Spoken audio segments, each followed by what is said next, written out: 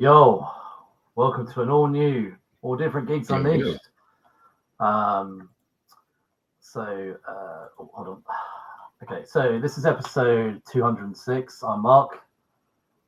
I'm Link, Steph. By the way, did you see what I did on my thing underneath my name? Oh, yeah. I always Uh, like to have fun with that. Yeah, no. I saw yours before we went live, and I was like, I'm going to change mine as well. Okay, that's the subheading. So before we get started, if you're on YouTube, please remember to like this video, subscribe. Please comment if you're watching it live. Please join in and say hello and interact. It's always fun to see people interacting. What we'll do though, whilst we're live, we're not going to do any of those shout out things, but like if it's in reference to what we're talking about, we'll add it in. For instance, if you comment on the topic, we'll add it in. But if it's just like, hi, how you doing, we'll just probably wave, because it's not very fun for our podcast listeners if we keep shouting out, hi, Billy Bob 69.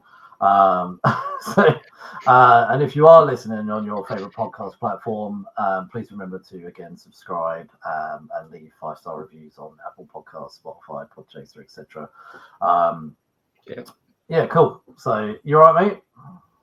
Yeah. Just another week. I want not to get too far into it, but I was gonna say it's kind of been it's been a up and down week for me. I had my dog of the last 15 years. She was old, and I had to take her across the Rainbow Bridge last Sunday or Saturday, and then my son's birthday was Monday.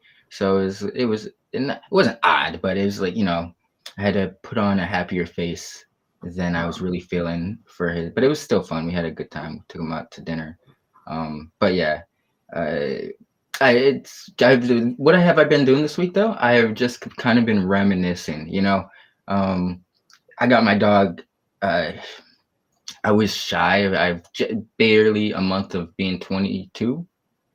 This was like August of 2010, and I think of so many things that have changed. Like, Siege was the event going on at Marvel when I got her as a puppy. Like there's so many things that have changed so much, and I'm just 15 years. That's I have the longest dog I had before her was about 10 years. And it was a smaller dog. But we had got him when he was older. But first dog I raised to a pup that I'd seen really get that old, and it's just been reminiscing this week, man. Good times. Oh yeah. How have you been? No, I wasn't sure if you wanted to shout out about your dog, but I knew it was your son's birthday. How old is he? He turned 6. 6, man. I bet Yeah. he's a right chatterbox as well. Man, yes, and I'll tell you about it in the back chat. But in the worst, it's like that parrot stage, and it's like, no, don't say that. And yeah, he got me in a little bit of trouble, but it's okay. Oh, I can imagine. Yeah. So no, do you know what? This week has disappeared beneath me. Like what is this now? It's our 4th episode together. Last week, no, it's our 3rd episode together, isn't it? No, was it? Yes, because we doubled up last week. Yeah. It's our 3rd episode. Yeah. So, actually, just before we get into this, Spotify have taken down the last 2 weeks' episodes. I'm going to have to edit them and put them back up. I used free to license music, which for some reason Spotify don't like. So if for anyone listening, you can hear the sounds of reminiscing, this music that we use now is the music that we used when Geeks Unleashed first ever started. So I had to go back to the archives. I am planning on eventually creating a much more beautiful intro, but I had to go back and grab some older music so that Spotify don't. This is music that was made for us. Actually, it's made for us by my brother. So nice. Nobody has the license to this other than me. So take that, Spotify. Yeah. So I'm going to have to edit those and put them back up. So I'm going to have to. This will be fine to get back up. I have to edit those too now and put them back up. Right. So this, like, we did 2 episodes last week to it was kind of to get me and you used to kind of doing it on our own. as everyone knows, Jasmine has gone on holiday for 3 or 4 months, and so I'm here uh, helping keep the lights on. yeah. And then the second week, almost like the second time we were together, I almost was like not going to bail, so to speak, but kind of wanted to kick it in. But actually, Steph convinced me to keep going. I'm not going to go into the ins and outs of it, but somebody upset me, should we put it like this? And but no, I'm glad that we did it though. It was a really good show. I actually really enjoyed it. I'm glad that we did it. We kept going, and it was a really good episode. I wasn't saying cancel it. I was just like, oh, can we do it the following day? Yeah. Actually, Steph was right though, because you know what, chatting about pop culture is why we're here. Actually cheered me up, and you know what, it was a really good episode. I enjoyed it. Hey, yeah. Had some good comments on that. Good interaction last week live, but also some really nice comments that were left on the video as well on YouTube. So they're gonna have to go back. We'll have to go back up on Spotify during the week. Spotify pulled them down on me, and during the week I'm just so busy. Like kids do football and all these other stuff, after school clubs, and my week I feel like I'm just getting thrown around everywhere. So Right. it's a weekend job now to edit those videos again. So, but no, do you know what, week wise, do you know what, I felt like I have genuinely been thrown from one place to the other, and it's been a busy week, shall we say, work wise, and I literally read one singular comic. That's how busy it's been. Oh my Yeah. goodness. Um, Which one was it? I haven't got it. It's up. Oh no, it's downstairs. But it was that one just before DCKO, the Omega thing. Was it like the one shot that they usually the do? one shot, the Okay. Justice League Unlimited, Omega something or other. It was a pretty cool one shot, to be honest. But yeah, I enjoyed it. So we've decided to bring back something that we used to do a long time ago, and that was talk about the news. So the geek news. Do you know what? When I was getting ready for this, I thought, you know what, a little punchy bit of music would be pretty cool, like a little. That would be, yeah. Yeah, I like to bring geek news. Yeah, I didn't think that far ahead. I came up with a little flashy poster thing, but I didn't think to come up with. Hey, it's a work in progress. We're learning as we go, you know. We just wanted to chat about one piece of news for the time being, which I think is quite significant. Yes, you guys all know it. Do you want to read it out? Yeah. So Blumhouse has announced that it says on a post on X, formerly known as Twitter, there's a new chapter coming in the comic that redefined modern horror. We're bringing something that's killing the children to life in both live action film and adult animated series. From James Tynion IV, Weather de la Dera, and from Boom Studios. I'll just be the first to say I don't care, respectfully, because I thought like the movie had been announced, like, or the rights and shit had been announced years ago, or like I thought there was something announced. Too. So that's what I thought as well, yeah. And we've discussed this. I tapped out after like this third arc. I'm not saying it's bad, but it didn't do anything for me beyond that. And I hopefully the movie, if it's just like the movie could be really cool, to be honest, if they're like just adapting like the first arc specifically, maybe incorporate, some of the larger mythos into there. But I can't really say I'm like, oh shit, like I'm kind of like, okay, So what about you? Are you? Do you know, okay, so this is a studio that's made Black Phone and Five Nights at Freddy. I thought that's cool. So they do know about horror, which is cool. I mean, it's intriguing that it's going to be an adult animated series as well as a feature film. So that's I have more interest in the animation side. If they could do the animation side, like kind of what we've had with Invincible, like that kind of. See, I feel like that would be the easier thing to pull off, like just because you gave the example of something like Invincible. Like I'm more curious as to see how the live action movie would work. Like did Blumhouse do Meg 2 or Megan 2.2 whatever it was? I think so. I can't remember now. I have to watch that because that even because I that first one was all right. I didn't really care for the spin that they gave the second one, and so I didn't bother watching it. But Oh, I did watch it. It's more of an action comedy now. So the first one was horror, and well, I mean, I wasn't scared, but it was in the horror world. And well, then, I mean, she's kind of well. What's her face? Just or Erica Slaughter is. I guess she's like a newer age Buffy, essentially. Like yeah, instead yeah. of Buffy, how Buffy was just focused on vampires, it could, you know, it could be Cthulhu or I always there was this comic called Hack and Slash by I Tim don't know. Seeley, and I always thought that some studio bought the rights to that years ago and they never made anything with it, but it was always a cool concept where it's like essentially it was kind of like Supernatural where this girl and this like behemoth muscle dude. It kind of reminded me of that body bag series back in the day where it's like a cheerleader hit assassin and this big dude with like a smiley face and like two large knives. But they essentially go from like town to town taking out your monster of the week. Kind of like Supernatural. But I feel like this movie could be, and if it's like fused with Buffy with like some Supernatural or some shit like that or some hack and slash live action wise, I think it could be really interesting.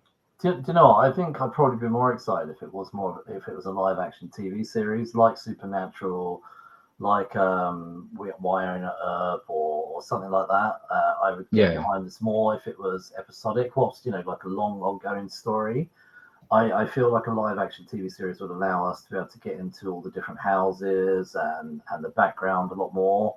I think that would I be mean, you could interesting. still do that in a sense, like because so now I mean you saying that just kind of triggered something in my head because it's like I was thinking like maybe the movies could be focused on like the larger set pieces, I guess, or of the overall run, and then like because they had the House of Slaughter spin-off comic, and maybe that could be like the show, like they have the movie Something's Killing the Children, and the show whatever stream, probably Netflix.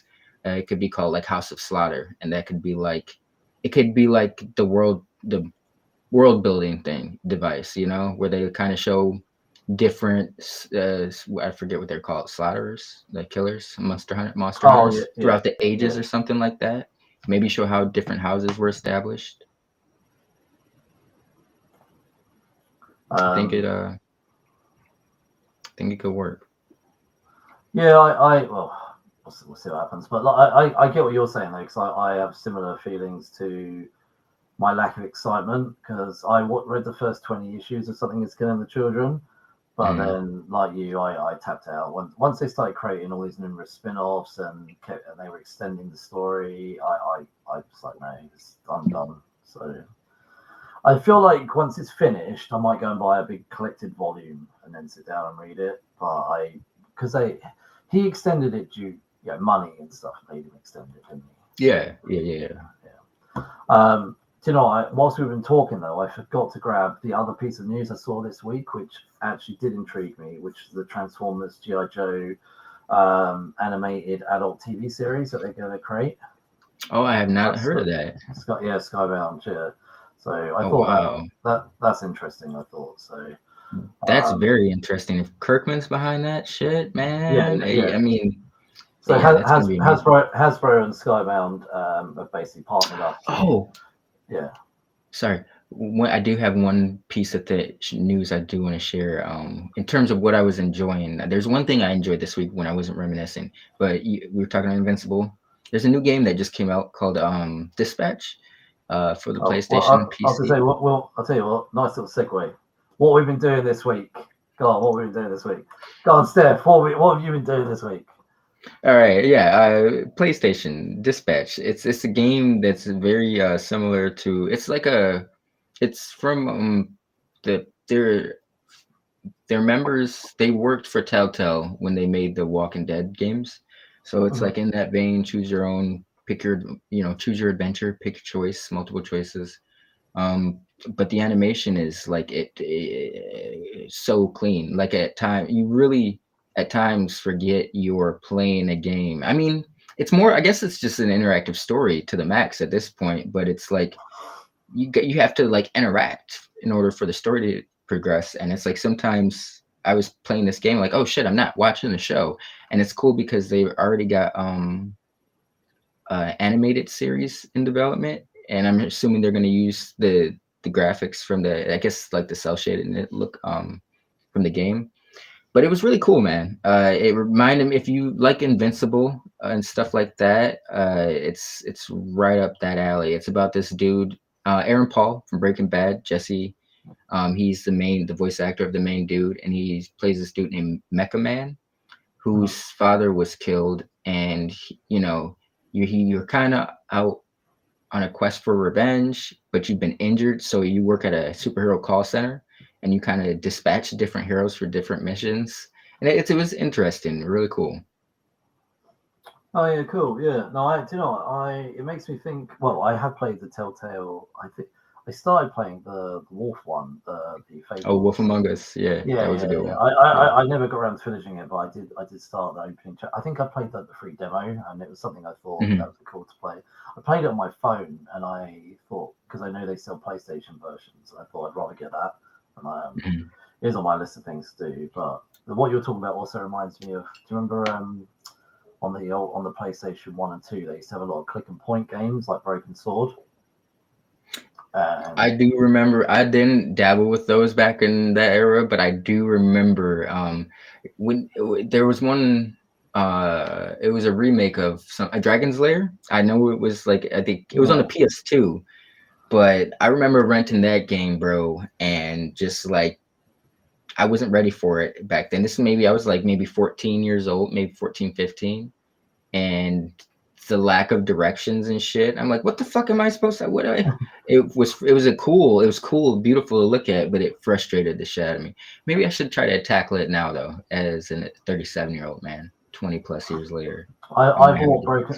So so there's 5 Broken Sword games, by the way, and the first ever one they released a remastered version of Mhm. at the start of the year, and I bought the remastered version on the Switch just before the summer. Um, Nice. and then you can see how busy the year is. Like I was like really playing it, and then the years disappeared. But yeah, I was playing it just before the summer. It's pretty cool. So yeah, I like it. There's a button where you can press and it can flick to the old animation versus the new, so I love that. you can see the upgrade. It's Man, pretty cool. they had it on a few games, but I wanted to think of one other than the one I'm going to reference, but it's the easiest, Halo. And Oh it's yeah. like I'll do that playing Halo sometimes. I don't play Halo a lot, but if I do, it's like the campaign. I'm like, I used to be such a multiplayer person. Now in my older age, I'm like solo dolo, man. Give me a good story mode, and I'll call it a day. But I'll be playing Halo, and it's like you can filter the current gen graphics with like the OG graphics. And in my head, I'm like, there's no way they don't, we update our memories, obviously. But, because in my head, I'm like, I don't remember Halo. I remember Halo looking amazing. And, if you're saying that's what it looked like 20 odd years ago, whatever, and it looks like shit. Mhm. But 20 years ago, that was fucking realistic as hell. It's interesting to see how far we've come. Oh yeah, definitely. Is there anything else you've watched or read or done this week? Um, I did watch Rosemary's Baby for the first time. That was a interesting watch. I don't think I was really in the like mindset to watch much this week. So it took me a while to really get into it, but once I sat down and watched it, I actually really enjoyed it. Oh, cool. I've not seen it, to be honest.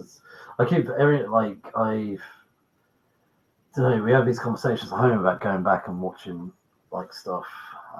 Every now and again, when I get a moment, I'll try and go back and watch something if it's older, whether it's Yeah. TV shows or um, movies. Like at the start of the year, I haven't got my list in front of me, but at the start of the year, I went back and watched a whole load of older TV shows. Not necessarily like 20 years old or anything, but in the last few years, I've not had the opportunity to Yo, watch. have Yeah, you ever heard of you? Sorry, but you might be the only person who's ever heard of this show. Have you ever heard of Pushing Daisies? I've heard of it, but I've not seen it. Okay, okay.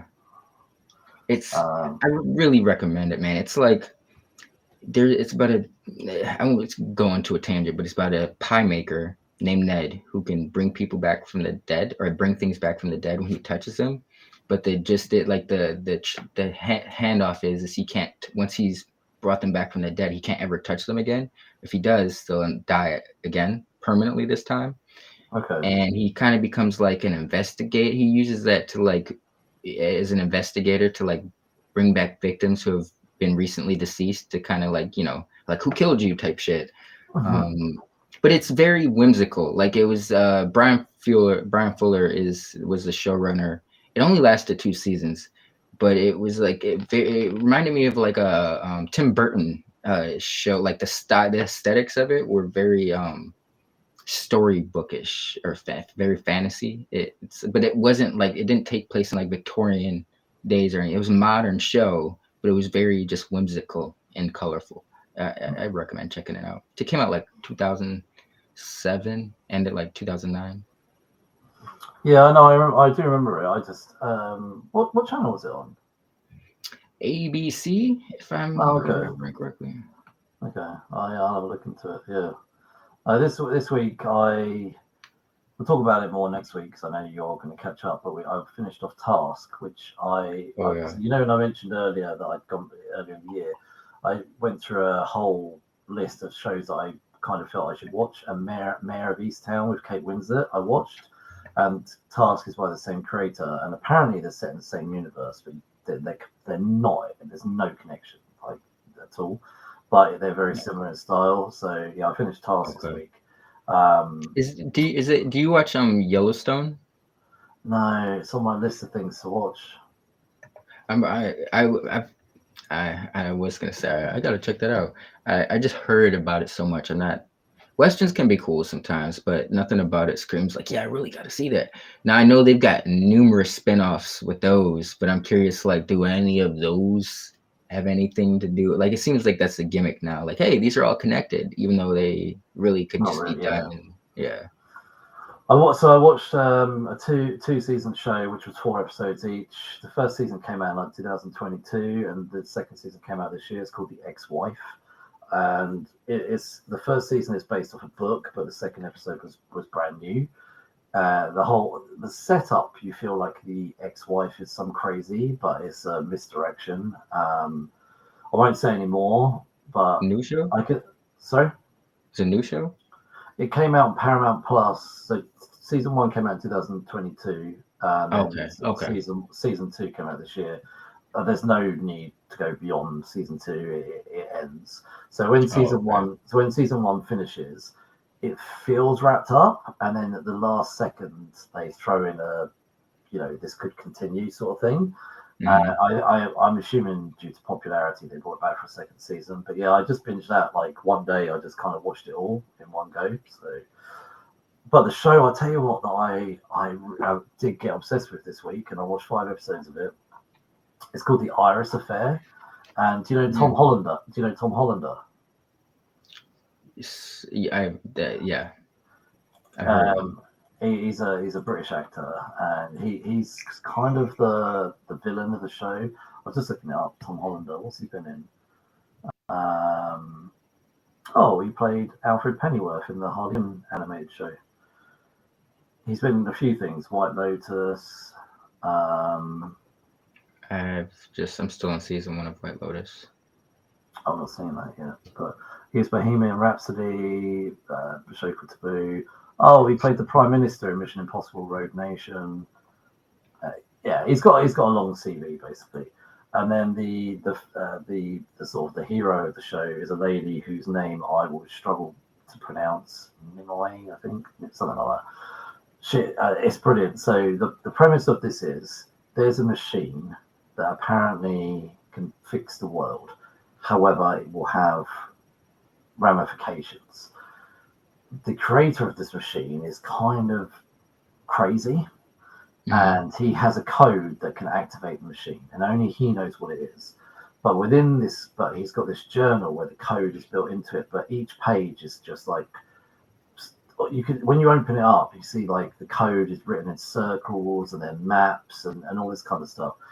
And the guy who funded the creation of this machine is some sort of multi-billionaire type guy or whatever. But he borrowed a lot of money from people that you shouldn't borrow money from, because they all want to find out what this machine does. So he finds this girl, and she's one of the most sort of intelligent people in the world. And he set up like what do you call it, like a treasure hunt, but for people like her. And apparently, 70,000 people started the treasure hunt, but she My was the only dogs. one. She was the only one who finished it. And he Okay. he hires her, and as she starts to get involved, she realizes actually maybe we shouldn't do this, and she goes on the run with the book. And so the first 4 or 5 episodes are basically them trying to get her, and it keeps coming back to the people at the machine and stuff. It's actually really good. I'm really enjoying it. So it's meant to, I don't know if it's going to be ongoing or not, but I know that season 1 is 8 episodes. But yeah, really enjoying it. They've clearly spent a lot of money on it as well. If you see it, What's it called? The Iris Affair. The main Is character is that does that? called Iris. Okay. Okay. It's not Zoe Kravitz, is it? No, no. Yeah. Okay. There is a. Just trying. I'm just looking at it. The other guy who's in it, um, another English actor. His name's called Sacha Darwin. He plays a character called Alfie Bird. I recognise him from Doctor Alfie. Who. His character's called Alfie Bird. Oh yeah. And I was just thinking of the Jude Law movie, Alfie, 2004, Nia Long. Yeah. No worries. Anyway, unless you've got anything else to add, we can move on to our main event. No, I meant to send. There's this new Chris Hemsworth the movie trailer that just dropped. It looks kind of interesting. It's got like Halle Berry in it. What's the kid? He plays the new Joker. I don't know his name. But he's like a new. He's like a. Is he Scottish? Scottish actor. He's O'Keegan. Barry O'Keegan. Oh, I know who you're talking about. Yeah, yeah. He's in it.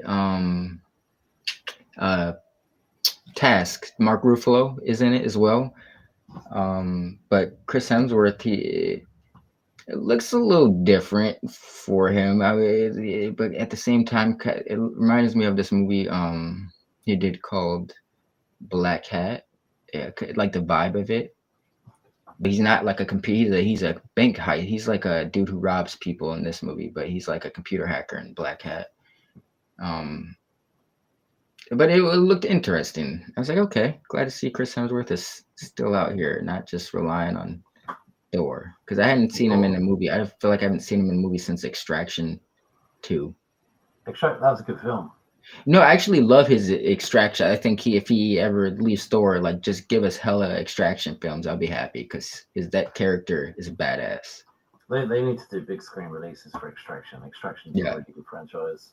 Netflix sometimes just needs to suck it up. You made a good film, put it on the big screen.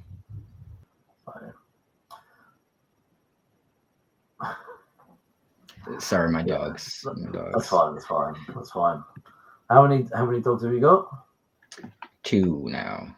2 now, yeah. So yes, 3-2. Are you gonna add to that? Still Or a you hand. gonna leave it as 2? You're gonna leave it as 2. Yeah, the 2 is always a good solid number. That's kind of where I've always kept it at. Occasionally I'll end up with 3 because pick up a stray here or there. Actually, that's how I always end up with 3 dogs. Is like I'll pick up a stray. I have 2 dogs and then I'll find a third dog. One of the 2 I have now was not originally my dog, but she ended up becoming my dog. So. Sorry, I just clicked something. So Yeah. right. Okay, so let's jump into this week's main event. So we're going to throw up initially. It's interesting to me. So we've got The Boys, which has been going on for several years, and then during the popularity of season, I think it's just following season 2, they announced Gen V, which would be a spin-off, kind of following younger Soup, so to speak. Mm-hmm. It's premiered in September 2023, so it's been a 2-year gap between season 1 and then season 2 coming out. I thought this was interesting as well. Whilst I've thrown up here the poster of season 1, and 2 characters are no longer in it, and we'll talk about one of them, but in a minute. But I thought it was interesting the guy who was kind of been built a little bit like Homelander, who they took out quite quickly in the first episode of season 1, who was Oh, Arnold Schwarzenegger's Yeah, son. that's it. Yeah, Arnold Schwarzenegger's son. I thought that was quite interesting. I was quite shocked when season one did that. I felt like that was setting kind of setting the bar where the show doesn't mind taking people out. Whilst I do feel that kind of Hmm. changed as season two went out. It's season two when in that they pulled that back a little bit. But season one, you kind of felt uneven. Like, could any of these main people get it? Because they built him up as the main Yeah. character, and then very quickly he got chopped. But yeah, and I also thought the tone of that first picture versus where we are in season two is quite different. So I thought it was just interesting to throw that up. Yeah. Yeah. It's definitely different Mhm. vibes between the two. So before we go any So further spoiler. into talking about Gen V season two, and also, like, let's be honest, we're going to talk about the boys. There's going to be spoilers. We're going to spoil probably some of season four of the boys, which that came out last year anyway. It's been out like two Yeah, years I know. now. We're just shouting it out. We're going to talk about the boys. We're going to talk about Gen V season two. We are going to spoil stuff, so it's up to you whether you choose to continue. I love this poster. Anyway, Yeah, it's a good vibe. So the cast of season two. Before get into this, one person who's missing from this is Chance Perdomo, who was Andre Anderson in season one. Um, he unfortunately passed away. I think it was like right after season two was announced, or right before it was announced for Gen mm, V, um, in a unfortunate motorcycle accident.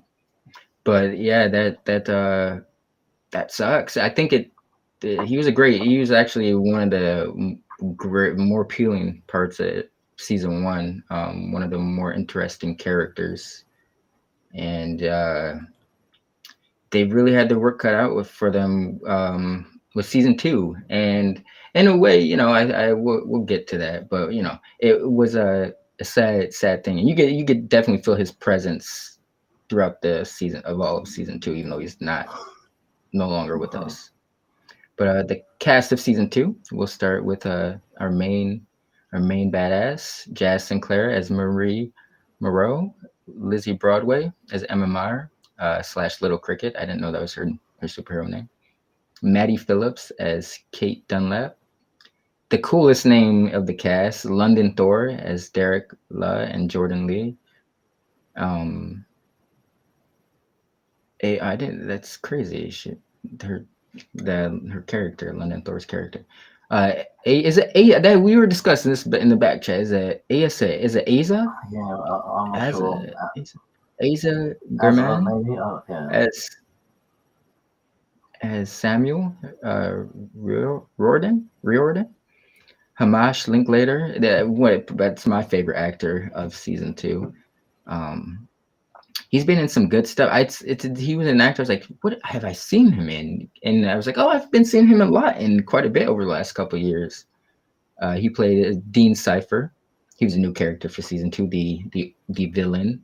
And then we have Save the Last Dance. Sean Patrick Thomas as Polarity. He is the father of Andre Anderson, and to be honest, I think he probably had received a bigger boost. I don't know if it was always intended, but I think because of the passing of Chance, um, Sean Patrick's character received a bigger role in season two. Oh yeah, you definitely could tell. I do feel that his role. I don't know for sure, but I feel like his role was increased because of what happened. Uh, Yeah, yeah, I think obviously Andre. Yeah, the loss of Andre it kind of meant that Sean's role got beefed up to kind of fill the gaps in that. But we'll talk about that.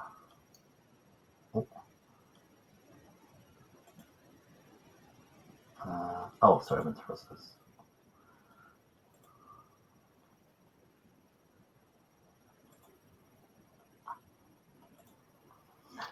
that's good. Good group photo. Yeah, yeah, no, I like that What shit. is her sister's name? Dang it, I forgot to look that up. Um, didn't have that.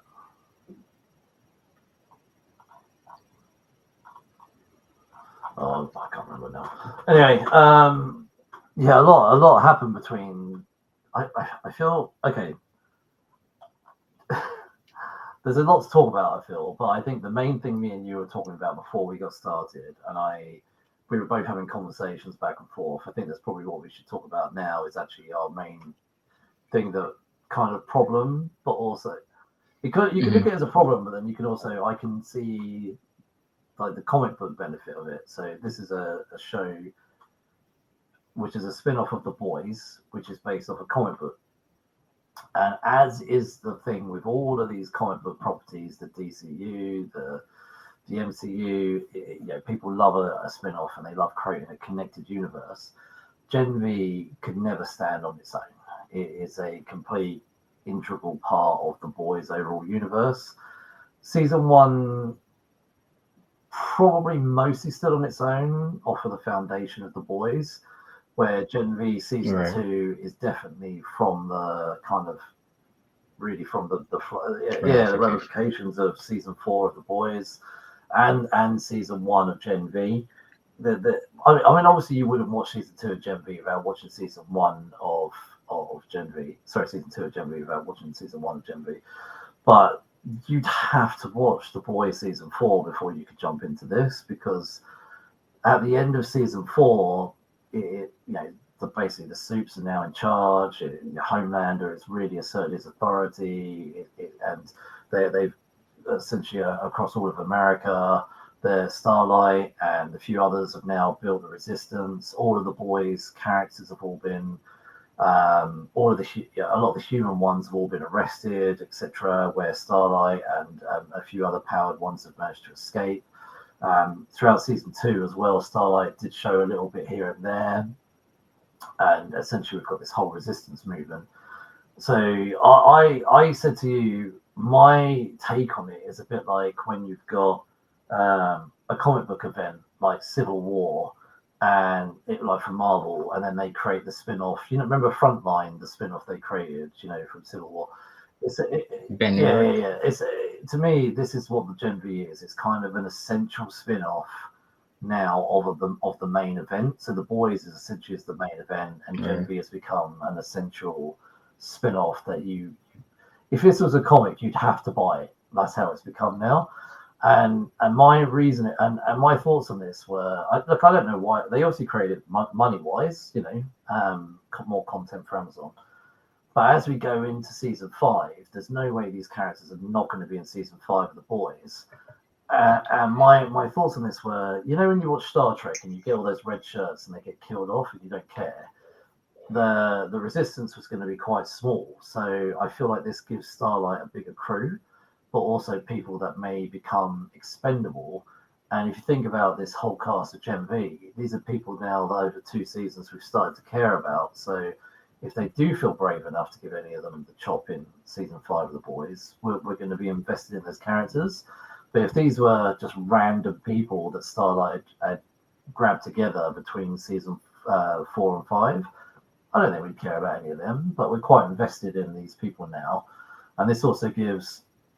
We'll talk about Maria in a bit later, but we've kind of got maybe a potential decent rival to Homelander through watching both seasons. So that's kind of, and you can criticize it as well as talk about the positives as well of doing both. But I think I know where your thoughts are on this. Do you want to jump in? Yeah, I think season two is very mid. Still entertaining, but um I don't like. Okay, so the whole, if this is like, I get what you mean by if it was a comic series, but even I don't let that slide. Like if it's a mini series that ties into an overall series, if it's weak and doesn't stand on its own, I'm still gonna criticize it for that. I believe every story should stand on its own at the end of the day, even if it's a tie-in, and it can be done. Um, this show, like if you were to just follow this, like I was telling you, reminds me of like Mandalorian. because if you're just following the boys, you're gonna like to counter what you said about us caring about these people in season. If people are just following the boys, and some of these people, these characters pop up in season 5 out of nowhere in the boys, and they're just background characters, they get killed off, like you're saying, they needed them for cannon fodder. But then the people who have grown attached to these characters might be pissed off because they're not going to really get any screen time because they're introduced. So it's like, can they really carry too many of the plot threads over the boys when the boys already have like their own a bunch of plot threads going on? Like, how many of their interpersonal relationships are really going to have light shed on them when they make their introduction into season 5 of the boys? You know. So I just think it's weak in that aspect. Like, you know, if you were following either one of these shows, you would be confused as to like, I thought how season 2 opened up was kind of weak as shit as opposed to how season 1 left off. Like, it kind of reminds me of the Krakoan era of X-Men, like where, you know, hey, yeah, all this bad heinous shit all these villains have done to you guys over the years, it all happened, but we're on the teams now. We're X-Men. We're all X-Men. Let's forget about all that bad shit. We're on teams now. That's what it reminded me of. Like, hey, you just experimented on us and fucking tortured us for months, but now we're gonna go to college, you know. And there was an underlying goal of them trying to rebel. There was circumstances as to why they were there, but it all felt very weak and fickle. Like, even the characters' relationship and rapport with each other felt very fickle. Like, we hate you because you turned on us, bitch, but you can work with us, but we still hate you, but we kind of like you, but we still kind of hate you. That in terms of the blonde chick who could control people, like, it was, I don't know. Don't get me wrong, it was entertaining, but the the underlying thread and the interesting dynamics from season 1 were kind of like on the back seat to me in season 2. The most interesting part was this Dean Cypher. He was a cool character, and then they just kind of wrapped him up really fucking quickly. Spoiler alert: the dude who plays SpongeBob on Broadway plays like the main villain, and you know, for him to be so powerful, it was wrapped up so quickly. I just thought that was a waste of time. Like, why build him if he was so easy to take out? I don't know. Do you mean the actual person who was the dean, or the person behind the scenes? I mean, either of them. He, you know, because if he would have stayed in the dark haired dude's body, he could have still been taken out. You know, it's just like, for his magnitude of power, it doesn't make sense how he was so easily overwhelmed. And you know, like, I don't know. They built him up like he's working with the genius crazy chick from the boys, the crazy Sister Sage, yeah. You know, and she's very conniving, but very intelligent. And you know, for her to find an interest in him, I was like, oh, there's got to be something to this guy. He's not, you know, he can't just be some idiot villain. And he turned out to be an idiot villain that had a lot of history, apparently. Yeah. So, do you know, when the show first started and they were like, oh, you're back at school now, that irritated me initially, because I'm like, that's so lazy. You just want them back at school because that's where it's set. It's set out of school. It's like, you wrote yourself a really cool cliffhanger at the end of season 1 just so you could park those characters there until you came back, because you knew season 4 of the boys was coming. You're like, well, we're just going to need to kind of lock these people up for a little bit because then we've got the boys, then we'll come back. The landscape changes. Yeah. And then once season 2 of Gen V starts, we'll just pull them back. So when they came in, I was like, that's lazy. However, in the last episode, they did justify that, saying this was all part of Sister Sage's plan. Sister Sage outlaid that to, what's his name, Godolphin, and said, oh, you know, it was all my idea to get them back into the school system. And I was like, okay, so you sort of answered that lazy piece of writing with this whole agenda of Sister Sage's. Still kind of lazy, but it gave some justification around it. Yeah. So yeah, they gave an explanation. Does the explanation really make sense? That's up to you. But at least they gave us something. Yes, but it just, I don't know. I told you, it reminded me of Mandalorian. How like season 2 to season 3 of those shows felt so because if you're following it, just that show, you're like, okay, end of season 2, Mando and Grogu split up. By the beginning of season 3, they're back together. You're like, what the shit happened? You got to watch a whole nother show to find out how they reunited. That's lazy writing, and there's a lot of that going on in season 2 of Gen B. It's still entertaining as shit, like because it's so vulgar and in your face. Like you're gonna see some shit you will never see on any other show or superhero show, comic book show at that. But is it strong writing? I can't give it that. I think it's still entertaining. It's like reminds me of something like Michael Bay. Like I'm gonna go see a Michael Bay movie, but is it? It's gonna be a lot of plot holes, a lot of mistakes in a Michael Bay movie, you know. And that's what this reminded me of. It's very entertaining visually, but the story was lacking compared to season 1. Yeah, so okay, I want to talk about Thomas Godolkin, Cypher, and ultimately, what was his name? Doug? Is it Doug? Who? Uh, Oh, Dean. yeah, no, the when he said, "Oh, my name's Doug," or what did he say his name was? When he's laying on the floor and the truth comes out. Was it Doug? Oh, I'm pretty I sure it think was Doug. he's Gary or Doug. It was something Gary, very yeah. Maybe it was Gary. Right, okay, I want to talk about this. Right, okay. At the very start of season 2, they do a flashback and the origins of the sort of the void, what's it called, the university thing that they go to, and Thomas Godolkin, he's like one of the founders of the serum thing, and it's called V1, and he dies, etc. And following season 2, they introduce a new headmaster who goes by Cypher, and there's a lot of mystery surrounding him because Maria can tell if you've got the V stuff in your blood. She can't pick it up, so that they actually have this really cool plan that they're gonna get one over on him, but that turns out to not be the case. That he seems to have been one step ahead of them. There's an overall mystery of him.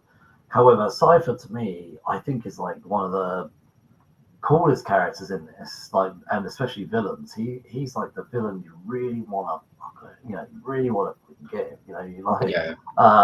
every way you turn, he's ahead of them everywhere you go. And the actor who plays him, so good, like genuinely a villain that you kind of really want to punch in the face. It's just like, and then eventually the twist is that this guy is just a puppet because the powers of Thomas Godolkin are to be able to control other people and turn them into puppets.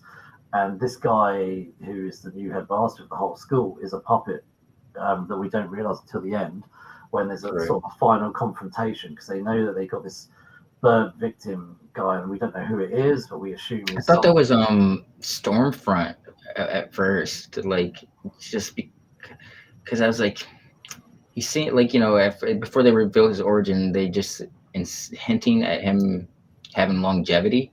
I was like, oh, he could be like some Nazi scientist that came over with Stormfront, maybe in one of his first creations or something like that. And she did get real. I knew there'd be a twist, but it wasn't until maybe a few minutes before I thought, no, do you know what? This is actually going to be the main bad guy. I thought this is what's going to happen. And I couldn't quite work out in my mind what was going on with Cypher, but I thought this is going to be the bigger villain, and they're setting this bigger villain free. I thought it's a very typical TV movie trope that they go after something. They surprised me with that one, to be honest. Like I didn't, I had to because I rewound the scene because what the fuck just happened, because I wasn't necessarily paying attention right away. I had looked at down on my phone or something. I was like, what? Who is this? Who's SpongeBob dude? Where'd he come from? Then I saw that she healed him. I was like, oh, like I didn't see that. I thought like Dean, because Hamash Linklater, he plays that type of character so well. Like did you see Midnight Mass on Netflix? No, I didn't. Played like he played a priest in that one without saying too much, but it's very similar to this role. He's got a very I don't know, like it's like snarky, but it's like like you said, he's always one step above, one step ahead of everybody else. Like that's just his demeanor, very condescending too, But yeah, no, he's I thought it was him because he plays such a great villain. I was like, there's no need. There's no need, and the SpongeBob wasn't the better choice. So Slater, I know his name's like Slater or something like that. Ariana Grande's husband, we'll call him that. Oh yeah, that's the guy in Wicked as well. He plays the. I didn't see that. Oh, you should. That's all right. You can send that. Spoil away. Oh no, he plays more of a background character in Wicked, but yeah, he's yeah. But no, Wicked's brilliant. So anyway, we're not going to talk about that. But at the end, the twist is that Cypher is being controlled by Godolkin, and Godolkin's got this thing that he wants to build Maria up to be like on par with Homelander. That's been his agenda. Well, he's had two agendas. He's got this. He wants to cull the herd. He wants to get rid of all the people with pointless powers. Pointless powers, like a big toe that can be turned into a thumb or something. And that is someone who's got that power in the show. He wants to get rid of all those type of people and just have what he deems as soups that have got high level powers. He just wants god tier soups. But that shows where people are blinded by their own arrogance, because later on that goes against him, because he dismisses a lot of these lower level superpowered people, but when they work as a team, they're able to take him out essentially. And he also wants to build Maria up because he wants to create a rival for Homelander, because at the beginning, as they said in the final episode, him and Sister Sage had this whole plan about kind of getting him back to where he was, him joining the Seven, etc. But Sister Sage wanted him to come in gently so that Homelander didn't feel threatened. However, that wasn't Godolkin's plan. Godolkin pretty much wants to take Homelander out, and he'd be the top. That's what I took from it was that was like always the plan. Like Marie was their weapon. Like Sister Sage has a plan, and she doesn't want to like everything's got to go according to time. Like she doesn't want to. If you set off Homelander, he might upset. They could still take him out because they've got Marie. Like Marie, it was established that Marie and Homelander both come from they're both god tier. Like the Dean was just trying to unlock her full potential of her power. So when she combats Homelander, she's ready to actually kill him. But what I took from it was like they were gonna have Marie as the puppet, and Sage introduces Godolkin or whatever, and it's like once Homelander needed to be taken out, they'd use him to whatever, and they needed it. And once he needed to be taken out, they had their secret weapon in Marie, and they could just, you don't want to listen to us, Homelander? You're gone. We have someone that that's what I gathered from it. Like I don't think like Sage, the fact that she was so buddy with Homelander and then is like actively like working against him in Gen V. I wasn't sure. I kind of thought it was more that she just liked Godolkin and kind of wanted him to be part of the team. Yeah, I don't know. Like, I guess we won't ever know, because okay, this is where my biggest criticism of the show is they built the whole season building the Cypher Godolkin thing. Godolkin, essentially, the cards are revealed. He's actually the worst villain that Gen V has seen. I'd say almost the boys he's a villain that rivals Homelander in terms of his own selfishness, and he just sees people as completely disposable, and he starts creating these little trial things where he's trying to get everybody to go up against him, and he doesn't care if people are dying, etc. And it leads to this massive confrontation between all of the Gen V younger generation going up against him. And there's a point where you honestly think he's won, because he takes over Marie. He takes over Marie, and literally she becomes his puppet. And as he speaks, she speaks. And I genuinely thought this is where the show was going. I thought he's going to walk out of there with Marie, and Marie and him are going to be over in with whatever going on with Homelander, the Seven, etc. And what we're going to have left is a really low-powered, in comparison, resistance, which is going to, when you see them, because obviously they're going to win. When you eventually see them win, it's going to feel like a much more rewarding finish in the next season of The Boys. But Marie actually does win and kills him, and obviously makes him blow up, etc. And that's my biggest criticism. I wanted them to win. I was rooting for Godolkin to win and walk out there with Marie, because I thought that would be a much cooler setup. Because obviously this is leading into The Boys, And I was like thinking this would be a cool setup because we've had the whole season building up to Godolkin. I didn't want him to be killed at the end of the show. But like how okay, so I'm trying to map out how that would, if they went with that, like how would that play out when like the end game is clearly Billy Butcher versus Homelander, right? So how would you introduce this new Well, villain into the last season? because you've got the boys, and it's going to be 8 episodes, so it would be. You know how you've obviously got Billy Butcher versus Homelander as kind of final boss. It would be something where where Billy Butcher and that maybe have got to take out Godolkin within the first 3 or 4 episodes before they then have to then go after him. I feel like I don't know what they're going to do with 8 episodes of the boys, but I didn't want it to just be about Homelander. I kind of felt like you want to make Homelander final boss, and then to get there. Well, it wouldn't necessarily just be the home, about Homelander. They're gonna have to go through like the seven. There's still soups out there, Black Noir, the Deep's pretty much. He's gonna, we know he's a good guy by now, but Maeve is not completely dead. So it's like there's gonna be. Oh, Giancarlo. I'm curious to see if he pops. I mean, probably will pop back up in season 5 of The Boys, but I was almost thinking like. I don't know if he's in touch with Starlight and all of them. Like, what if he's got his own little squad? Because remember, they did go to his bunker, and some of them, well, they ended up coming to help out fucking in the last battle. But if he has his own little squad of like specials or whatever they're called, and he kind of reminded me of like Nick Fury and the Secret Warriors, or Nick Fury and his Howling Commandos. I know you're talking about. Yeah, the guy who was the dad of the lady, the head of all season. Yeah, crazy. Sorry, it was funny because there's a scene in here where when he was explaining to them, he was cooking, and it was funny. I don't know if that was like a shout out to Breaking Bad itself, because there was a scene just like that in Breaking Bad where his character Gus Fring was cooking and explaining something to Walter White and offering him a deal, and it was like, Jesus, you must love cooking scenes, Giancarlo. That's like a clause in his contract. Sometimes I think people like to. It's almost like a tribute to a previous thing. I think sometimes these little Easter eggs. So, my bad. Speaking of the Easter eggs, we talked about earlier? Did you pick up the Wolverine thing when Polarity was fighting Dean, and he was like, "Do you have any idea how to kill me?" He's like, I'm gonna take your fucking head off, or something like that.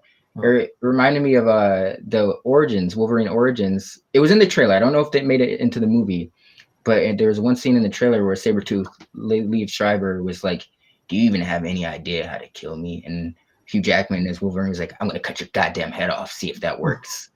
And it was really that, though, it just gave me vibes of that. I don't know if it was like a cool shout out. I don't know, that was such a weird movie to homage. Badass line though, I guess. So that's a cool line to homage. But yeah. No, I didn't catch it, but you messaged me, and I was like, I didn't pick that up. No, so I actually wanted to ask you about your thoughts on Marie, considering like if you think about her journey, I think a lot of them all had good character development. That's actually the one thing I would say about Gen V. They've given all of them some really good character development, and Marie that has had, I would say, the biggest power development since this has started, from tiny little bits of blood that she can control in the beginning. Other than her initial outburst in the first ever episode,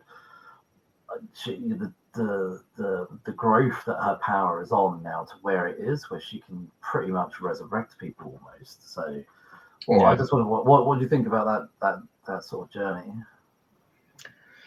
I think, to be honest, I think that's where the show really suffered from, was their lack of character development. I think the only person who really had if you could want to call it a full character arc, was Little Cricket, in terms of that's the other person. Yeah, that's the other person. I think.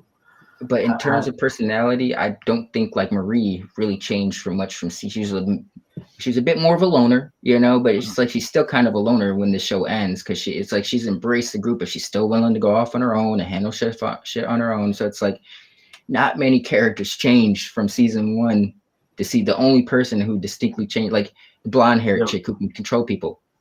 She's a little less vindictive, but she's still like this non-trustworthy bitch that she's always been. Um, the bright boy's brother or whatever, he's still a crazy ass, just looking for people to accept him. He still can't trust his own senses. Everyone's more or less ended is how they started off. Uh, I do like her powers level up was cool, but I yeah, I thought that was interesting to see what you can do with blood. It reminds me of this character in Rising Stars, where Oh, it's like sure.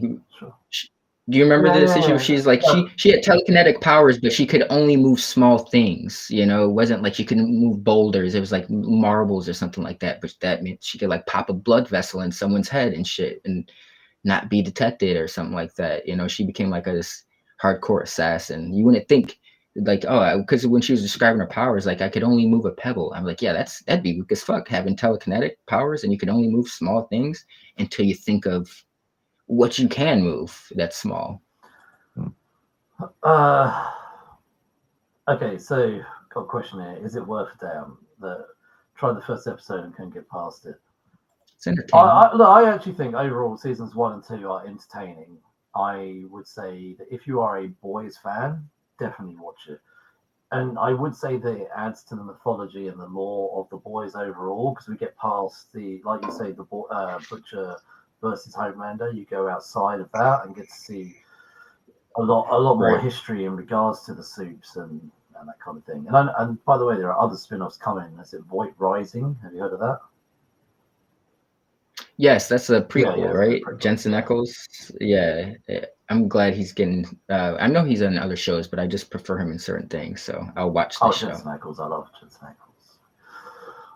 Look, the character development. I think Lil Cricket. She has the best development. I think overall, from where she was in Yeah. season 1, where she had to throw up and had to eat and all the rest of it, and now look at her. The strength that she has in Mhm. her own character, I think, is cool. She's definitely up there in my favorites of characters. But and I agree with you about Marie. She has her characters kind of stayed the same. I just meant her powers have evolved greatly from where they were. I love seeing that, especially Yeah. like this book. This TV show reminds me a lot of the X-Men. I love how you've got certain creators that have taken really lame in the X-Men taken really lame characters and then turn them into really essential superpowered characters. And I just felt like with Mhm. Marie, her power set was not something that I thought would be this cool until the final episode, just to see. For instance, Godolkin, she lifts him up in the air, and she's on the verge of making him blow up until he does twist it around. But when she eventually does make him blow up, just like that is messy and horrible. But she had I mean, you never. What about like to me? I would like her. Mira. I think of Mira. You know how Mira, the Aquaman's wife, can control water or what a water bender and like make swords and shit out of it. And I was, if I just thought off rip, Marie was always deadly just because it's like so she not only can she, it's like she could cut you, oh, then I can't hear use you. that blood Go on, go to on. eviscerate. Can't hear me? Hello? Can the chat hear me? Can you guys hear me? Oh, your sound's gone. Hello, hello. Are you sure it's not your headset? Oh, it's me. Yeah, yeah.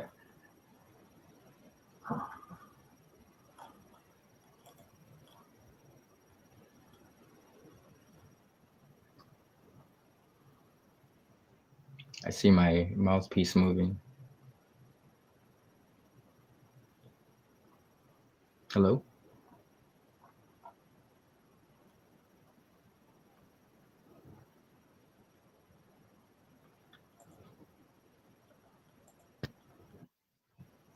There. Let me go to the chat while we figure this hiccup out. Oh, it's he can hear me. Yeah. Okay.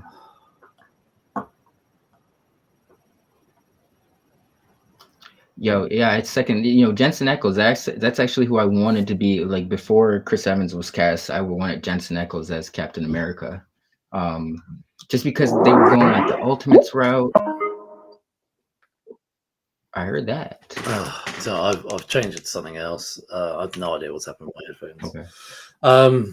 Anyway, um, Remember? No, yeah. um, I forgot where was I? sorry, I thought that was you, not me. I don't know why my headphones just dipped out then. Right, okay. No, That's completely thrown me off. Apologies. I might have to scrap that. I it's all might have to right. scrap It's those all going right. forward. They've played up twice on me, which is particularly irritating. Right. Yeah. Anyway, I was talking about how I thought her power set was cool, but anyway, I actually want to just quickly jump into favorite characters. Did you have a favorite character? All right. Yeah, probably Little Cricket. And to be honest, Polarity. Yeah. Andres or Dad. I thought it was really cool to see him. It was a fulfilling role because it's like he wasn't just a dad. It's like he was an angry dad with vengeance, and he sought that out. It wasn't just like, oh, there's nothing like dad for plot conveniences. Like no, he saw some shit out. I felt his redemption arc. But those two in particular for me. Polarity, hands down, was not my favorite character. Well, And I did Dean. love Cypher. I thought the Yeah, actor who yeah, played yeah, Cypher was a real badass villain. Honestly, just his brutalness, everything. His vindictiveness. I know he was being puppeted, but that actor played it so well. yeah, Honestly, yeah. He did. but Polarity in terms of the opposite side, I his role was clearly beefed up because of Chance, but he, for me, towards the end, became almost like their Charles Xavier to this Yeah, team. did. And Yep. when they at the end, when they kind of all a group together, which is this picture here, and Starlight shows up, I honestly thought they were good. That was it. This was kind of, to me. I had this such like X-Men vibe about them all. I thought it was cool. It really felt to me like an X-Men thing. And actually, do you know what my biggest? Sorry, I know I just said about favorite characters, but what I walked away from this, and this is my biggest disappointment, was one. I wish we could have got to this sooner. I think 8 episodes was too long to get to this point, Yeah, and I would love to see this group kind of now on the run. And you know how like I know that you're a huge 90s X-Men fan. Like, Zero Tolerance, the storyline that ran through the yes, of X-Men. course. I would love to see that kind of thing because I know what's going to happen next. We're going to go into season 5 of The Boys, and it's going to be much more about the characters of The Boys than it is these people. And then we'll come back for Gen V season 3, and I've no idea what world we're going to be in, but clearly Homelander that'll be over. You think they do that? Like, say they end the boys, and like, say there's some leftover characters from the boys. You think they make their way over to Gen B? Oh, definitely. I mean, you'll have some left over. I reckon Starlight. I think that she'll Yeah. be the. So do you want the last final moments? This actually, I have to say, I did like the A Train is now with Starlight. I mean, that's I saw come the him and like that's why I said like the deep bro like there you could tell that like there it's only a matter of time before the Homelander puts them on the chopping block, so they had to make their move. Mhm. A Train's smarter than the Deep by a large margin, so he made his move a little quicker. But yeah, because he was helping them out in the last season of The Boys. Remember, he was like their mole. He turned out Yeah, to in be their some mole. Yeah. he kept helping them out. Yeah, no, I know, but I did think that was pretty cool when they're all like in a little group together, and then Starlight shows up, or Annie as she likes to be called, and then A Train rocks up, and I was like, yeah, it's cool. I look, A Yeah, Train has pretty much been an a-hole for most of this, so yeah. his redemption journey is much further to come back from than, like you say, the blonde girl who can control people's minds. But yeah.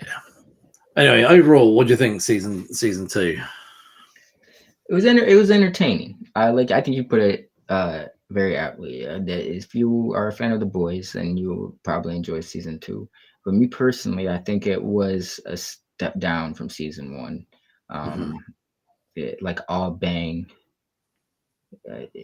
just explosions, but and it's not like season one definitely had that, but it is like little like there's little character moments to help the vulgarity and the crazy nature of the show move along. Or here it's just it seemed craziness and plot devices, like Mhm. the character shit was an afterthought. Um, but it's still entertaining. I probably, if someone's listened to this, they must think I hate it. I didn't hate it. I just wasn't not as impressed by it as I was by season one. Like I feel like I'm the opposite on the zeitgeist right now in terms of like, because I know a lot of people don't care for season two of Peacemaker. I thought that was great work. I liked the contrast of how it was more character focused in season two, because there's a lot of characters with some hangups that they needed to get to.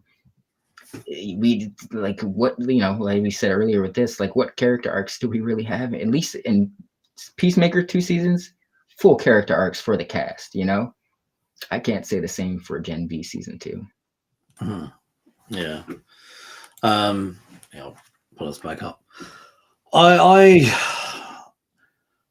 I think I would say Gen V was entertaining. It was kind of like dumb fun, so to speak. It Yeah, was yeah. not as brutal as the boys, although in some cases there was moments where I was like, "Whoa!" That's like when Godolkin got that guy to get the chain The around ass his neck. teleporting. Sorry. Oh, I thought you were Oh, talking about the ass yeah, man. yeah. Oh, that was something I did not expect when the guy started teleporting people out of his ass. That was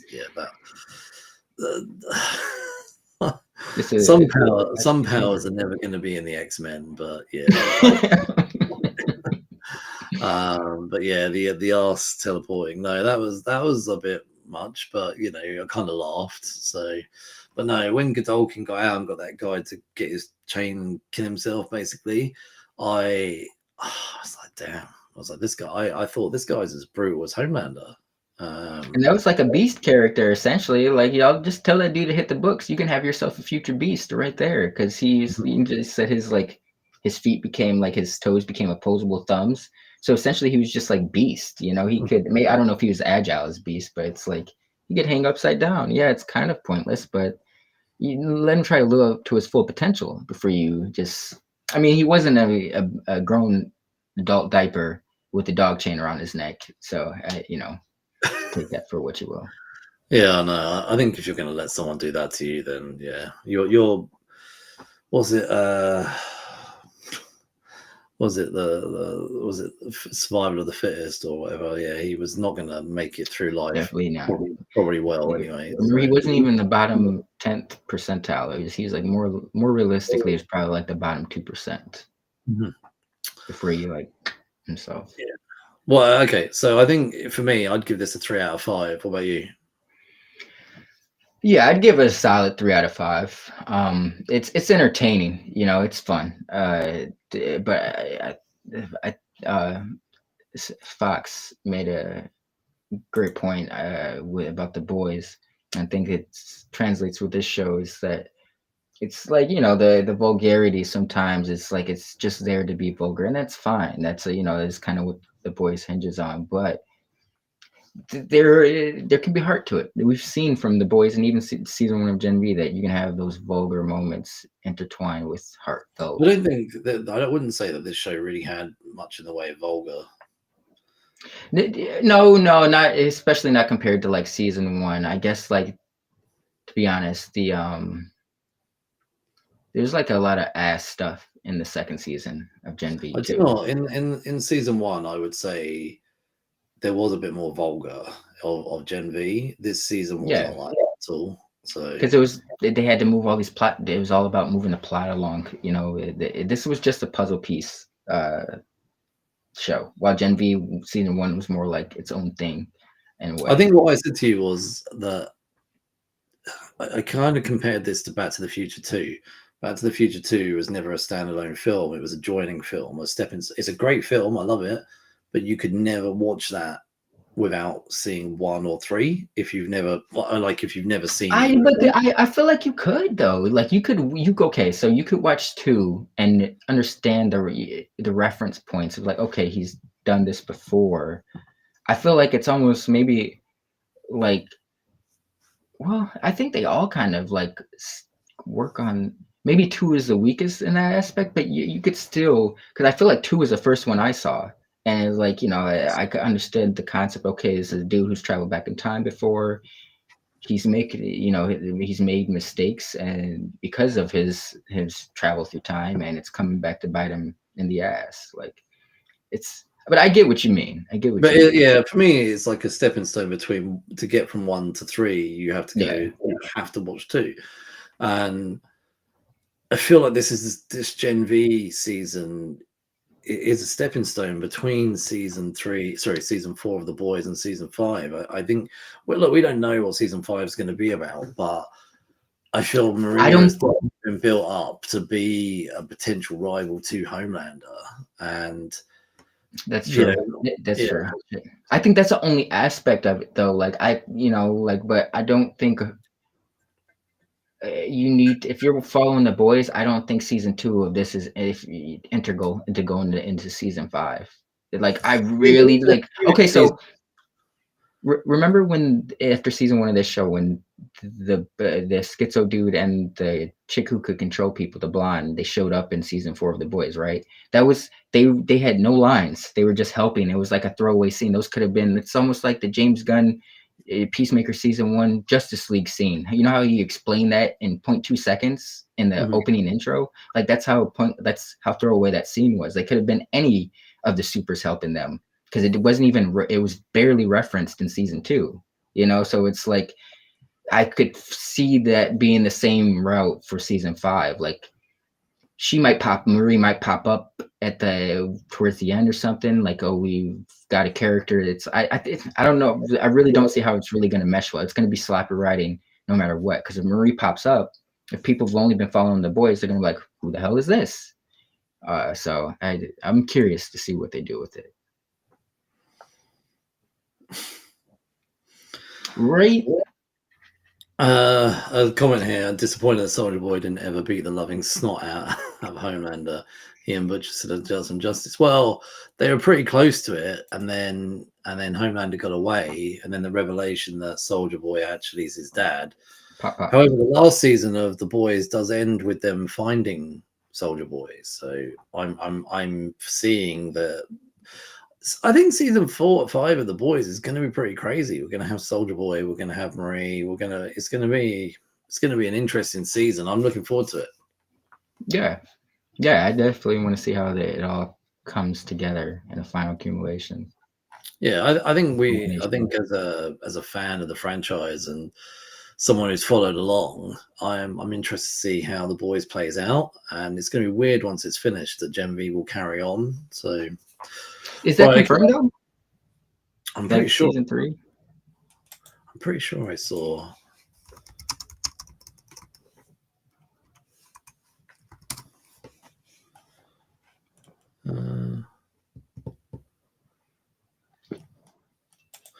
Got me curious to check. I'm pretty sure there was going to be a season 3.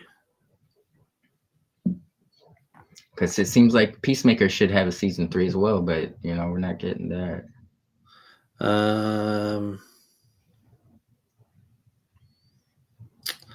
Okay, so this is actually what they said. It's a very traditional television business answer when asked about season 3, which is it's going to depend on the ratings when it's all said and done.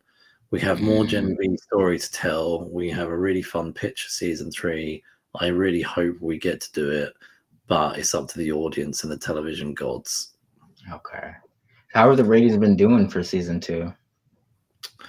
Well, it's on Amazon, isn't it? So they never really reveal their figures today. Yeah, stats. Yeah. Damn it. I mean, I think, I wouldn't be, because I think it's still a hit in terms of viewership. So I think that based off that, they'll definitely continue with the season 3. Same. I would be interested to see a season 3, because I feel that these characters deserve maybe to stand on their own away from what's going. Because it's basically TV has been living in the shadows of The Boys. So once The Boys is finished, it would be cool to see what happens next. Oh, you know what would be cool is kind of picking up on something you said with them kind of like being established as like a younger X-Men almost. Like say Boys finishes up, Homelander's said and done, but because of the fallout of that final battle, now nobody trusts supers anymore, and like they're trying to hunt all the supers down. It's like, but you got the Gen V squad who is like trying to still do the superhero thing, but clear their name at the same time, like revealing that, you know, maybe someone set supers up and they've got some information that could clear their name or some shit like that, but they're still trying to be superheroes at the same time, and they could take it into some interesting routes. It doesn't necessarily always have to be a college campus, you know. I think like Generation X, just young mutants. That was the gist of it. Gen V could be just young supers doing their thing. Maybe they're trying to be superheroes. Maybe they're trying to have everyday 9-to-5 jobs. Maybe that's what I sincerely doubt that's where the show will take it, but you never know. You know, Gen V could stand for multiple things. Yeah, well, we'll have to see. I think we've got a few years. So if there is going to be a season 3, we're probably looking at 2007 the earliest. Yeah, 27, maybe 2028. And if they have ideas of where they really want to take the show for season 3, then 27. But if they still have to like cobble stuff together, then possibly 2028. That's the frustrating thing about streaming platforms. They don't mind having 2 or 3 years between each season. Yeah. It's annoying as a fan, but overall, maybe ages is a better viewing experience, though. Well, yeah. Then there is the argument to be had. Sometimes actually putting a break allows you to get in that writer's room and develop a quality product rather than just rushing stuff out. Some shit, yeah. Okay, so we'll bring things to a close. Thanks for watching, listening, commenting, etc. Next episode, me and Steph are going to talk about Black Phone 1 and 2. So come back here. You can also follow us on social media. We're on most of them, but Instagram seems to be where most people love to interact with us. If you are listening on your favorite podcasting platform, please again remember to give us a 5-star review. We appreciate it, and equally please tell all your geeky friends. Good journey. Good journey. I thought, why not?